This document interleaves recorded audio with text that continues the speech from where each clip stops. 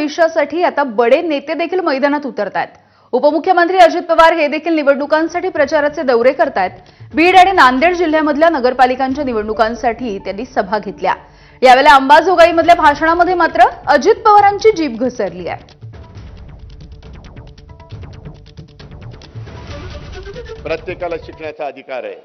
गरीबातला गरीब असो किंवा कुणी असो, कुठल्याही जाती धर्मामध्ये जन्माला आलेला असो, त्या पद्धतीचं काम आपल्याला आपल्या अंबाजोगाईच्या परिसरामध्ये देखील करायचंय। माझ्या भागामध्ये करून दाखवलं, त्यावेळेस अंबाजोगाईला येऊन सांगतोय की आपण पण तसं करा। बरेच पुढारी येतात, सांगतात असं केलं पाहिजे तसं केलं पाहिजे, आणि त्यांची शहरं एकदम घाण असतात, बकालपाडा असतो तिथं, त्यांना सांगायचा अधिकार नसतो। आत्ता जाऊन बघा माझं बारामती शहर कसं स्वच्छ देखणं केलेलं आहे। अरे धमक लागते, लात मारेल तिथं पाणी काढण्याची धमक लागते, तेव्हा काम होत असतं। आताची एक ब्रेकिंग बातमी बघूयात।